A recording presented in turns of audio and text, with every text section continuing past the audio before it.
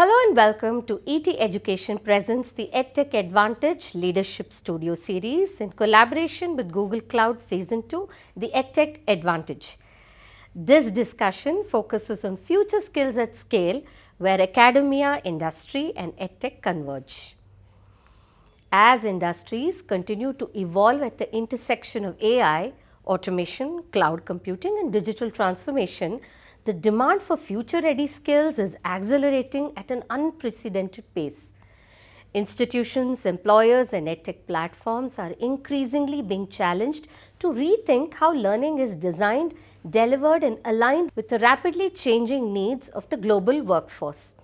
The EdTech EdVantage Leadership Studio Season 2, in collaboration with Google Cloud, brings together these leaders from academia, technology and the EdTech ecosystem to explore how collaborative learning models can build scalable, industry-aligned talent pipelines for the future.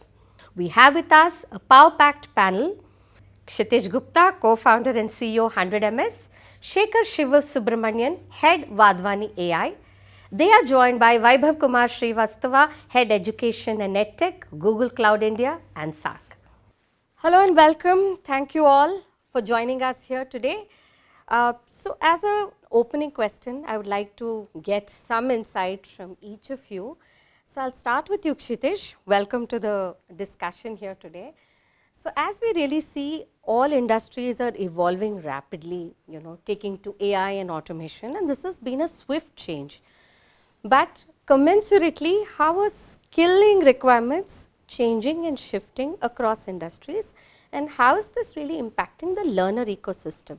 So would like to start with you, Kshitij, and maybe I'll move on to the others as well. No, thanks a lot for asking this very important question. I think we're in a very, very big shift right now. All of us are seeing like how much AI is changing each of our daily job, I would say, right? And especially now you're talking about the skills, right? So, the way at least I am seeing in my own company and around me is kind of knowledge has become a commodity, and the knowledge is what models is all, like they're omnipresent, they have all the knowledge basically now, right? So you have to shift, like there is a constant learning you have to do to figure out what skills do I need to change in this new world. And I'll take even simple examples, right? Like we use primarily AI for coding, let's say, in our organization. But suddenly I saw my finance team start using AI for their accounting. And I was like, wow, this is amazing, right? And suddenly the monthly reports are coming in like nice and neat, right? So I know I'm not precisely answering your question, but like I would say the most important skill right now is curiosity, right?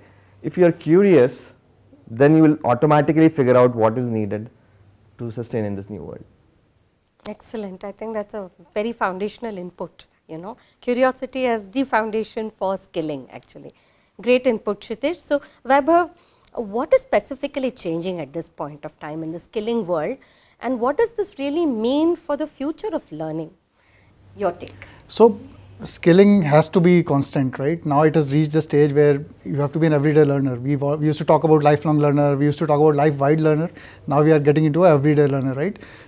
At technology companies like ours, we are supposed to be skilling every day because, to give you a quick insight into Google, we are supposed to complete our trainings every quarter now because the pace of technology that is changing right now is we have to keep pace with that, because if we can't tell you what the technology is changing, I'm sure as customers or as users you won't know it. So as employees, we are supposed to be skilling as fast as the technology is growing. Having said that, we understand there are two kinds of learners. One is obviously the education ecosystem. There is a set curriculum. There is, for example, a BTech computer science program which can't change every year, or for that matter every 4 years, right? We try to see that if we can make some interventions working with those institutes to bridge that academic and industry gap, and infuse some kind of AI courses into those curriculums to ensure that students, if not weekly, but at least on a semester basis, the content is getting refreshed and they are learning. And we encourage them to get certified, take as many trainings or as many certifications as they can, so that if they are not abreast to the latest of technology, but they are not very far also. Absolutely, absolutely. Great point, Vaibhav. Shekar, coming to you. So, as you know, mentioned by Vaibhav and Kshitij, a lot of things have changed. Curiosity still remains that fundamental, starting point to understanding what I need to do. And Vaibhav spoke about how, it is very necessary to keep reviewing your own skills every now and then, and at Google Cloud they're doing that. So in your experience, vast experience, you've seen a whole, multitude of journeys in your career. How do you think this latest shift where automation and AI are, pivotal points of discussion everywhere, how's the learner landscape really looking at skilling requirements? What has been your experience? I'll start with a simple anecdote. Most of us are aware that the typewriter is gone. Back in the 80s, when we automated, that was a point of discussion. So today's typewriter is basic information transformation. It's going to go away. In other words, the ability to do mundane tasks is not something that will survive over a period of time. Whether it's in finance, whether it is in coding, whenever you have something that is already digital and all you're doing is some modest amount of enrichment, validation, checks, that entire world is the typewriter world.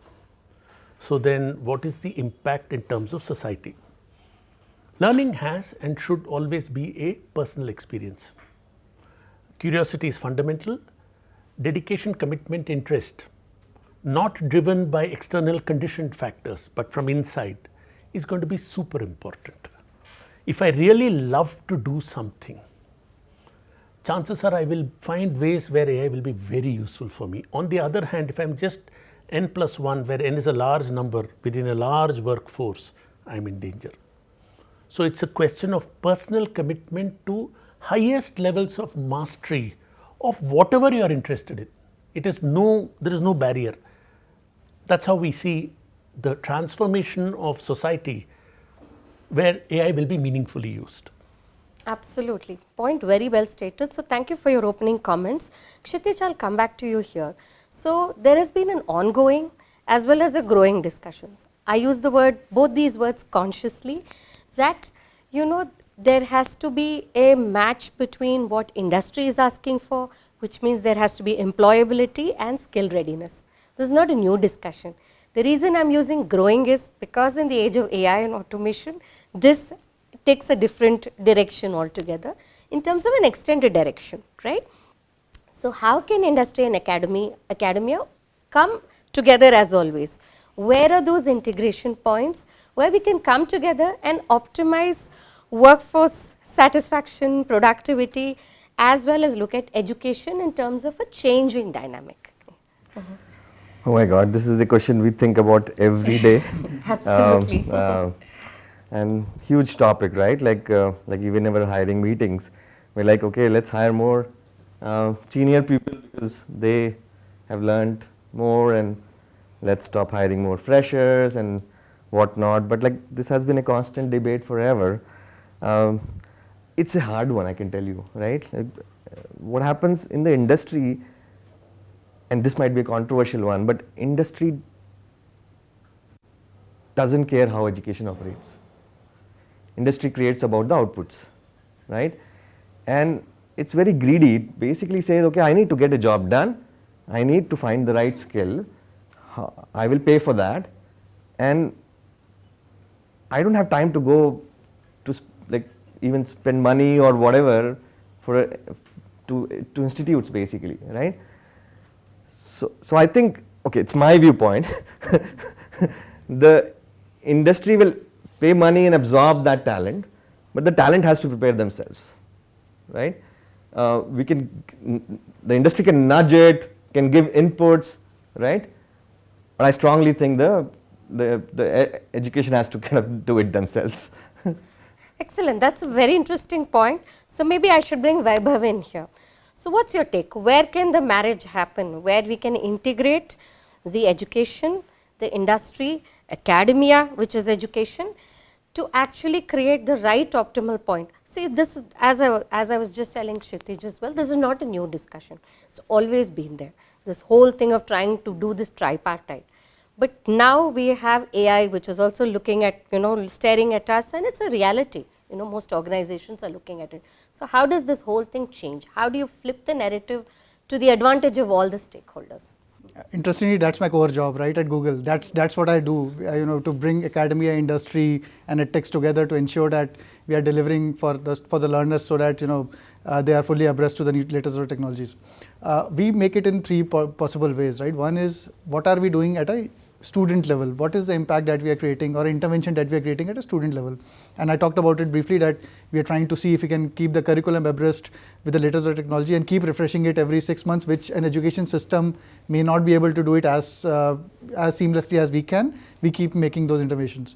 But at the same time, we also ensure that the educators' job is also becoming easier, because if an educator is not able to educate well the way, or may be more efficient in the time that they have, I think the chances are that the student is not learning as seamlessly as they should be, right? So at both the levels, interventions are there. And the third and the most important is also at the organization or administration level, right? When I go and talk to a vice chancellor, for example, I will always talk about that, how can I make your institute run more efficiently and with more data-driven insights than just by the thought process of somebody, correct? If I come to EdTechs and like 100% or Wadhwani for that matter, and talk to them what are the interventions we are making, we are trying to see that what can we enable them so that their outcomes are achieved more easily and more frequently, correct? So these are the three interventions we make, and technology is at the back end of it, right? And AI, we are talking about it. For example, 100MS has got a lot of CDN use cases where how can we deliver content more seamlessly to vast users. It doesn't matter which demography a person is coming towards, which geography the person is learning at. Is the content buffering? Is it not? So we use our YouTube backend to ensure that the delivery is as seamless as that, right? With Wadhwani AI, we use the best of the AI models to ensure that whatever they are trying to deliver for their end customers, and most of them are government, and which impacts every common citizen of the country, if we can enable them on those with those technologies on the click of the button, I think that makes their job easier. So it is our job to ensure that we provide that comfort and the technological might for them to do what they do best. Absolutely. So in a sense, you are trying to marry and take the educators along the journey.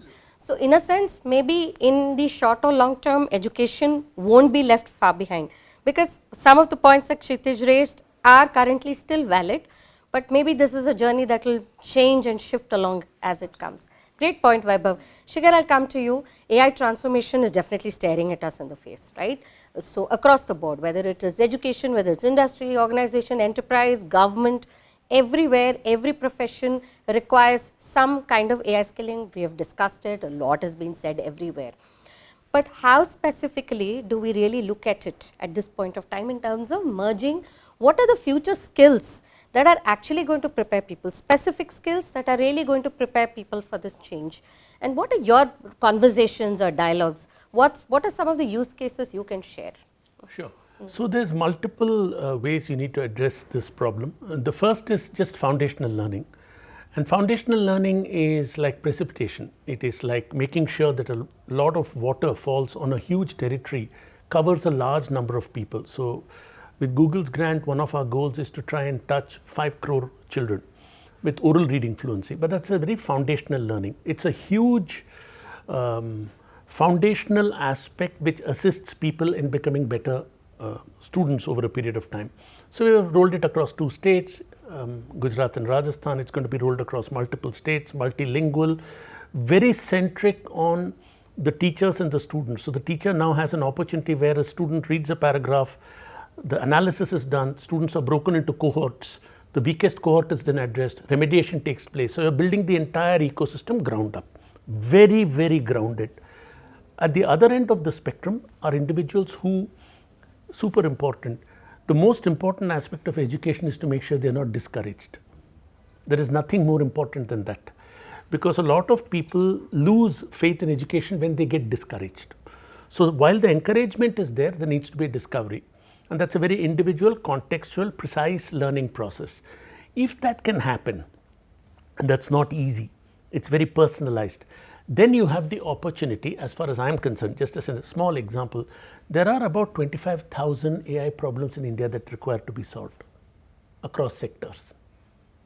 They are very detailed and specific problems. I'll give you the small example just for fun. I can write an AI model to say whether the street dog will bite me or not. Done. Is there a business opportunity behind it? Maybe. Is it a precise AI problem? Yes. Does it have skills to tackle it? Not so sure. So you just have to open your eyes and look at problems and say, how do I recast this? And this has less to do with necessarily foundational technologies, LLMs. These are just AI problems that are all pervasive in society, all over the place. So all you have to teach children is discover, curiosity, learn, find out, engage. So that's the goal. And once you do that, the rest of it is somewhat mundane. They will reach out. They'll find out the resources they need to do the kind of work they have to do. If that interest is there, the camel has to want to drink the water. Excellent. I think that's a great point actually. Just have to keep your mind open, because there is a problem statement that can be addressed through AI in every possible way. But is there a business opportunity? Left to be seen. Is the skilling there? Left to be seen. Perfect, perfect. Kshitij, yeah, you wanting to add something? I want to add something to this basically. I think just listening to the answers, I mean, I want to add upon, I said industry, why should industry do this, right? But I think one of the things industry could do is create an environment for learners basically, right? Which I think Google is supporting that environment. And if you give an environment and the curiosity comes from the learner, like if my dad at 80 can learn AI, then students all need is access basically, right? So I think our job as industry, as whatever, is to give access to people. I think that's probably the most important. Absolutely, absolutely. So I'll stay with you here, Kshitij. So how do EdTech platforms actually help to scale? How does learning become more personalized, outcome driven, and more relevant to the ecosystem? Your take. Thank you for this question. This is this is a lovely question. In the last 5 years, I would say, along with the support with Google and along with our customers, what we have seen in EdTech in India is like getting to masses, right? Online education, and because of COVID, what happened is like a lot of physical education became virtual and whatnot. But I think what did not change is the scarcity of the teachers. You still have fewer teachers, right? And the metric which the institutes are measuring is how many attended, how much did they attend, how many questions did they answer. The metric is not what I learned basically, right? I know it's a longer answer, but like one of the biggest unlock AI is giving us now is that you can have a teacher for everyone. That's the biggest unlock. It's still further away. How will we deploy this? What's the right interface? But I feel that like personalized learning for everybody is going to be a topic for the next, like I would say, 5 years. Excellent, excellent. So Shekar, if I have to flip the same question to you, how can EdTech platforms really help you to touch scalability, personalization? So Kshitij mentioned, now the scarcity of teachers is no longer an issue. So where else do you see the actual value? Ensure that all the administrative tasks that are done within the ecosystem, a teacher has to teach. So if you look at 100% of their time, if they spend 95% of their time teaching and the rest of it is other work, then there is a chance to maximize the output. But we may observe in complex situations, multi-class children sitting in a classroom, complex and difficult rural settings, some of this is a challenge. So the first thing you have to do is release bandwidth to the teachers. Make their lives easier, efficient for what they are skilled to do. Release their mind. Allow them to engage with the student. In a world where there is technology constantly lingering, you need to keep that away and allow the human interactions, which is super important, because even though technology is there and will assist learning, it is going to be the human being that is going to finally reach the destination. That human involvement is super important, but if we get caught up and miss that, then all learning outcomes will be suboptimal and they will not be appropriate for society. So it's super important. And the other piece which I cannot overemphasize, society is transforming and changing. I can tell you from our institute, we're a high-tech institute, but with a very social expression. Seva Bhav is our existence. If I don't, I have no money to show. If I cannot get that person's life changed, I have failed. This is the reason nobody leaves our institute. It is such a powerful self-discovery. When you have 40 years, you like to help others. It's a human aspect. If you can meld learning with that and teach those foundational skills कि भाई आपको help करना है लोगों को, technology use करो, learning use करो, ये इसका far-reaching consequences है. So that's the way we look at learning. It's not so much learning a subject or something. It's helping the teacher. It's creating the foundations. It's creating very powerful linkages that create a long-term meaning for an individual who has 40 years of career in front of them to live peacefully and happily and do things well for society. Tech as an enabler with the human in the loop. Completely. Right? Yeah. I'll take this a little further. Vaibhav, we clearly see the cloud technologies are transforming the learner landscape. The EdTech platforms are now, superlatively different, helping in scaling and personalizing learning. So, how do they really kind of give you that edge, give, organizations or, the ecosystem, that edge in terms of workforce transformation? Because this forms the 360-degree piece. So, your take. So, as Shekar mentioned, maybe, and I touched upon it briefly earlier, it's very simple, the way we have simplified our mission at Google Cloud when we do with education, it's like moving the needle on how can a student learn better, how can a teacher teach better, how can an administrator run the institute better, or a tech founder can run their EdTech better. That's the core and the foundation level there. Everything that goes beyond is a technological might, right? And whether it's AI, whether it is our core infrastructure that we provide, whether it is the storage solutions, whether it is data intelligence, whether it is data analytics, number crunching, you can keep using those fancy technological words. All of those are meaningless if it is not moving the needle one step ahead, right? So when we review our business and when we work with them and when we talk to likes of Wadhwani, we reviewed at how much have we moved the needle. Are we making an impact? Are we making an outcome-driven approach which is landing well to the end user who is going to use it? And it is across, right? For them, it might be their learners. For them, it might be the common citizen. For us, it might be my educators, my students, my EdTechs whom I partner with. At all scales, if we are measuring with the quantification proper that, okay, this much needle we have moved, which means how many more people have we reached? Have we reduced the latency? Have we powered the AI a bit better than what we were doing it yesterday? I think that's a win. That's where we are making good strides forward, and that's where we stick towards. Excellent. Yeah. So it leads me to a question to Shekar at this point. So India, of course, has a vast, diverse learner ecosystem across tier 2, tier 3, and this is one of my favorite questions which I would like to ask people. So how are you really seeing technology driven ecosystems truly transform? So you spoke about it, you touched upon it in your just a while ago, but where have you really seen the transformations and the shifts, if you have some examples to share here? Sure. In education, healthcare and in agriculture, we've been playing in this space for a while. Now it's about 6 to 8 years. And in all the instances in India, particularly in the social sector, it is the individual providing the service that you have to empower. So whether it's an ASHA worker or a farm tele-associate or a teacher.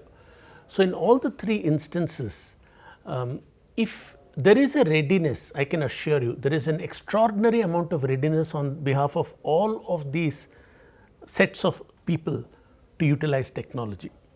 There is curiosity, there is willingness, there is learnability, everything is there. It just requires us to have a few fundamentals in place. A, is it truly useful for them? Because in society we cannot push a string, you have to pull the string. It has to be useful for them.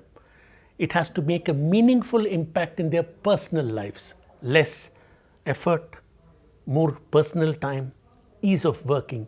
So the basic fundamentals, if you focus on in society, the rest of it is taken care of. AI we rarely use in our terms. It is a far away, distant something. The real question is, what is the problem and are we solving it? When you focus that way, it's okay. It's okay. Whatever is behind is behind. वो हो जाएगा.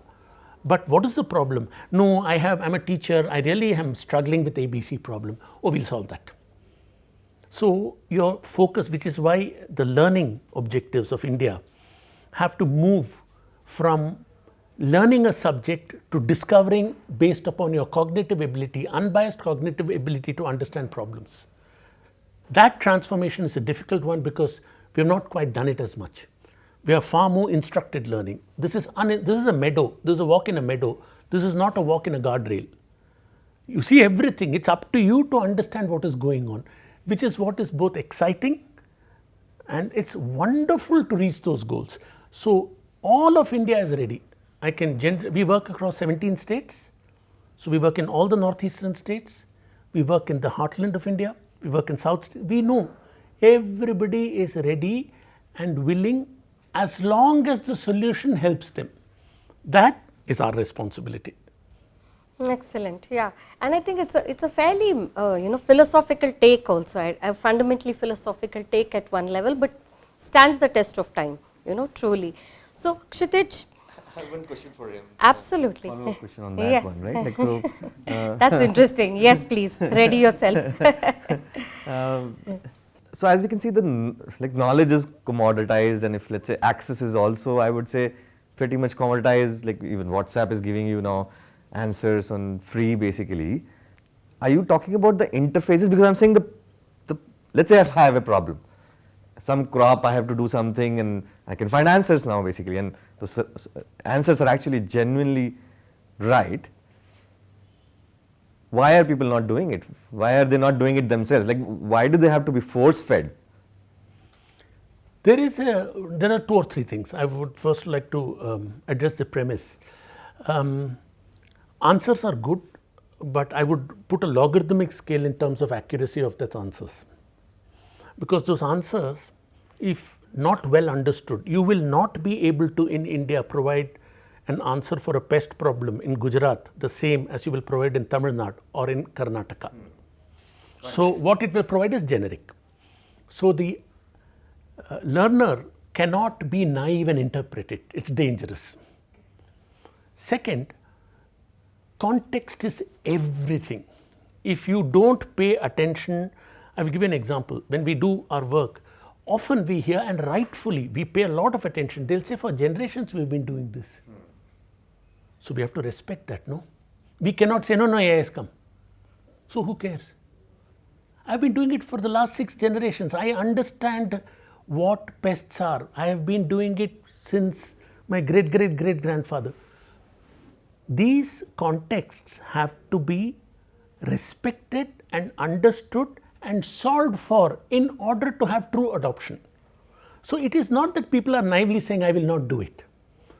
Fundamental to AI is trust. Trust is driven through conversation, respect, understanding, competency, expertise, unbiased behavior. I've used a lot of words. Most of them do not exist in professionals today. So it's difficult. It's not something that it's easy, it's done. You have to do a lot of this hard, heavy lifting, which is why it's a little difficult for adoption. It's not that people don't want to. People are worried. क्या करेगा? ठीक है क्या? मैं करूं क्या? करने के बाद गलत हो गया तो क्या? मैं अपने पापा को क्या बोलूँगा? सच है ना? Correct. In short, there are beautiful terms for this in today's world, which is called resistance management or change management, right? That's what they call it. So I think what, you beautifully summed it up. It's change management. Why are they not doing it? It's because of all these factors. Yeah, but very beautifully summed up, totally. Absolutely. So Kshitij, I'll bring you back to another thing that's been on my mind, So we've talked about platforms, we've talked about, how we can bring people, make it more inclusive, look at change management, how we can look at technologies marrying into the whole ecosystem. So what are those specific analytics, when it comes to the learner ecosystem? And what are those metrics we can really look at in terms of really merging the gap because you brought out a very beautiful statement earlier in your earlier response that education still has to bear the brunt of whether it is industry ready or not, whether there is employability or not. So how are you really leveraging the use of, learner analytics, skills intelligence as a larger way, as a tool to measure the learner progress as well as whether they are truly ready for industry? I think as a society, India has been very exam driven culture. We think we learn something and we fill up a MCQ and then that means we have learned that. I think with this constant learning, that has to evolve a bit basically, right? Like, because industry is about application of the concept rather than just learning the concept. So hackathons, very simple thing, hackathons basically, yeah, wonderful, right? But only for a smaller segment basically, right? So similarly, and I don't have answers to everything, but I think that is the direction we can move, where we can say, okay, have you learned something? Show me what you have learned, right? Not just solve a question paper basically, right? And I'll give you an example. I was teaching my daughter who is in 7th grade quadratic equations. And she did it from her book and she's like, I know everything. I said, okay, let's do something basically, right? So in the chat GPT, I said, like, keep asking her questions from this level to this level and change the level of the equations, give her some like complicated ones and then explain and all that stuff. She spent a day or two, and then when I kind of checked again, it was like the skill has improved significantly. So yeah, I'll pause there, but I think that's where probably we can spend more time in designing how to measure, right? Because I think measuring learning is not that trivial. Absolutely. So may I add one point to this? Yes. I think he said it in the earlier part. Organizations are utilitarian, and in a way that's right, because they're worried about economics. So they have to worry about utility if you worry about economics. Education is about generally providing a base of knowledge. It's actually a transformation. Let me use X and Y axis just as an example. Education has taught you how to run in the X axis. Organizations ask you to fly in the Y axis. So it is assumed that some of the skills, the muscles that you have developed in running will help you fly. That transformation is tacit and left unsaid. Yeah. It's magical. Some people do it, some people don't. So the transformation process has to be, therefore, if you want to address that gap, you need experiential learning. You need experimental learning. You need to work with your hands all day long for a period of time. People don't like to do that. People feel, if I'm an engineer, I don't want to be a mechanic. That's not the way you learn. You learn by actually working with your hands, cognitively understanding things. When you push, and I'm moving away from technology. I'm not saying you're only doing coding, it's not that same old cognitive on a piece of paper learning. It's learning by doing. If you force that, even if it is unrelated, play a musical instrument, unrelated, you will be surprised at the way the brain, the neurological nerves in the brain will open up to a level of cognitive ability that will stun you. And then you are ready for the work. Work is ambiguous, uncertain, ill-defined. Nobody is going to give you length and breadth and say, you give me area. That is cool. People will say, approximately, dekho kitna chahiye isme area. I have never learnt it. So unless you do it a few hundred times, then you know it. You're transformed. That's not said, but that's the heart. Absolutely. So in a sense, being a generalist and knowing a little of everything, hands-on. Hands-on, and building the conceptual abstractions, having known those things, then your science comes in. Oh, I can use trigonometry to do this. Oh, I can use mathematics. How many people actually learn integral and differential calculus and use it in their lives? And it is useful if you know how to use it. Like, so this experiential learning term we have been hearing for ages, right? The problem was that it's very expensive to do experiential learning. Either you leave it to somebody and they will do it themselves, or it's very expensive to design personalized modules. I think AI has broken that limit. Yeah. Now you can design those modules basically for everybody. Absolutely. Right? Absolutely. It's possibly taken into cognizance all that, we've discussed in a sense here, and possibly scaled it. Yeah, absolutely. So, Kshitij, I'll circle back to you here. If there was one thing that you would want to leverage through AI-driven platforms, EdTech platforms, what is currently there, but what is that gap you want to like really, flip and change? What would that be? Personalized learning. I mean, as much as we can invest, because every person's ability to what they have absorbed is very, very different basically. So kind of this loop of what you have learned, show me how, right? Keep asking questions, and it has been theoretical for many, many years. I think now it can be implemented. Absolutely. Shekar, that one thing you think learning platforms, EdTech platforms can actually, really optimize and scale, what is that one gap you would like to address over a window of next, say, year or two? I would say 3 to 5 years, and two gaps. One, make sure that you drive intergenerational participation in learning to prevent depression. Two, make sure that you contextualize learning where citizens in India have contextually relevant ability to learn. As an example, if you have oral reading fluency for children, why not give it for plumbers in say Thane, where they can speak their terms correctly and drive economic benefit. So the ability to imagine well beyond the stated guidelines and look at technology's intervention and intergenerational, because I think that is the heart of India, and we are losing it, and we should not lose it. Great point.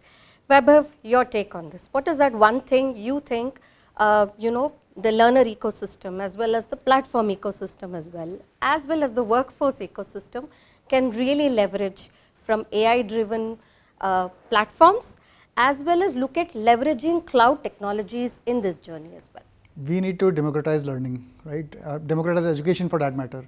It should not matter what gender I come from, which background do I come from, which geography I am located, what is my financial status. I should get the same quality of education that anybody in the world can get.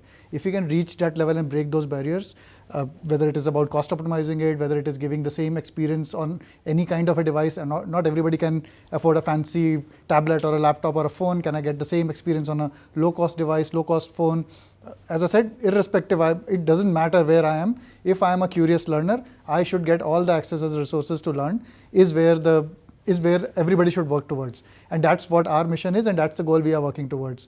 Interestingly, I'll give you an example. Yesterday, we did a AI-powered job fair, first in the country at Kurukshetra University in Haryana. And the use case was very simple. There was a problem that not every possible job seeker was being married to a potential employer, because somebody was manually looking at the resumes, even they were doing some keyword searches, which is a very common thing to do now. It was not optimally utilized.